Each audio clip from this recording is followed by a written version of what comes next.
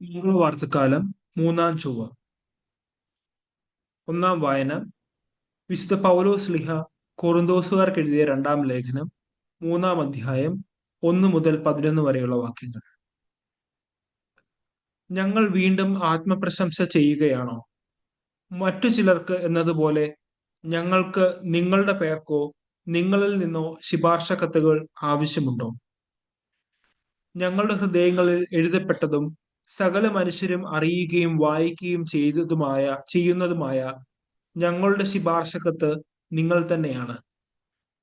മഷി കൊണ്ടല്ല, ജീവിക്കുന്ന ദൈവത്തിന്റെ ആത്മാവ് കൊണ്ട് കൽപ്പലകകളിലല്ല, മനുഷ്യരുടെ ഹൃദയഫലകങ്ങളിൽ ഞങ്ങളുടെ ശുശ്രൂഷ വഴി എഴുതപ്പെട്ട ക്രിസ്തുവിന്റെ ലിഖിതമാണ് നിങ്ങൾ എന്ന് വ്യക്തമാണ്. ഇതാണ് ക്രിസ്തു വഴി ദൈവത്തിലുള്ള ഞങ്ങളുടെ വിശ്വാസം. സ്വന്തമായി എന്തെങ്കിലും മേന്മ അവകാശപ്പെടാൻ ഞങ്ങൾ യോഗ്യരല്ല. ഞങ്ങളുടെ യോഗ്യത ദൈവത്തിൽ നിന്നാണ്. അവിടുന്ന് ഞങ്ങളെ എഴുതപ്പെട്ട നിയമത്താലല്ല, ആത്മാവിനാൽ പുതിയ ഉടമ്പടിയുടെ ശുശ്രൂഷകരാകാൻ യോഗ്യരാക്കിയിരിക്കുന്നു.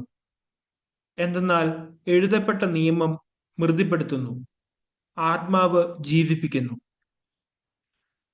കൽപ്പലകയിൽ എഴുതപ്പെട്ട മരണത്തിന്റെ നിയമം തേജസ്സിലാണ് നൽകപ്പെട്ടത്. ആ തേജസ് മങ്ങിക്കൊണ്ടിരുന്നപ്പോൾ പോലും ഇസ്രായേൽ ജനത്തിന് നോക്കാനാകാത്ത വിധം മോശയുടെ മുഖത്തെ ജ്വലിപ്പിച്ചു.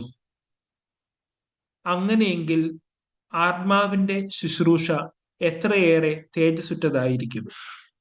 എന്തുകൊണ്ടെന്നാൽ ശിക്ഷാവിധിയുടെ ശുശ്രൂഷ തേജോന്മയമായിരുന്നെങ്കിൽ നീതിയുടെ ശുശ്രൂഷ അതിനേക്കാൾ കൂടുതൽ തേജോന്മയമായിരിക്കണം. ഒരിക്കൽ പ്രശോഭിച്ചിരുന്നത് അതിനെ അതിശയിക്കുന്ന മറ്റൊരു ശോഭ മൂലം നിഷ്പ്രഭമായി തീർന്നു. മങ്ങി മറഞ്ഞു പോയത് തേജസ്സുള്ളതായിരുന്നെങ്കിൽ നിലനിൽക്കുന്നത് തീർച്ചയായും അതിനേക്കാൾ തേജസ്സുള്ളതായിരിക്കണം.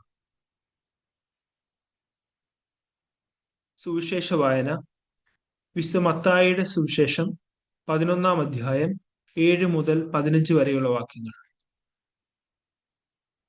അവർ പോയതിനു ശേഷം യേശു ജനക്കൂട്ടത്തോട് യോഹന്നാനെ കുറിച്ച് സംസാരിക്കാൻ തുടങ്ങി.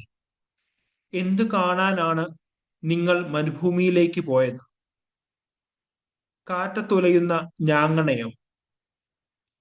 അങ്ങനെയെങ്കിൽ വേറെ എന്ത് കാണാനാണ് നിങ്ങൾ പോയത്?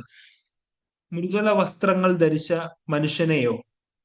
മൃദുല വസ്ത്രങ്ങൾ ധരിക്കുന്നവർ രാജകൊട്ടാരങ്ങളിലാണുള്ളത്.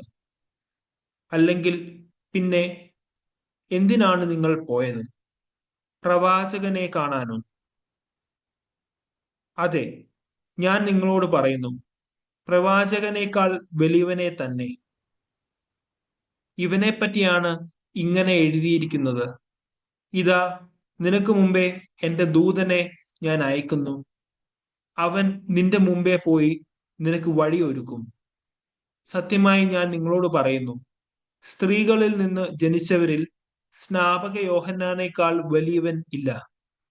എങ്കിലും സ്വർഗരാജ്യത്തിലെ ഏറ്റവും ചെറിയവൻ അവനേക്കാൾ വലിയവനാണ്. സ്നാപക യോഹന്നാന്റെ നാളുകൾ മുതൽ ഇന്നുവരെ സ്വർഗരാജ്യം ബലപ്രയോഗത്തിന് വിഷയമായിരിക്കുന്നു. ബലവാന്മാർ അത് പിടിച്ചടക്കുന്നു. യോഹന്നാൻ വരെ സകല പ്രവാചകന്മാരും നിയമവും പ്രവചനം നടത്തി. നിങ്ങൾ സ്വീകരിക്കാൻ തയ്യാറാണെങ്കിൽ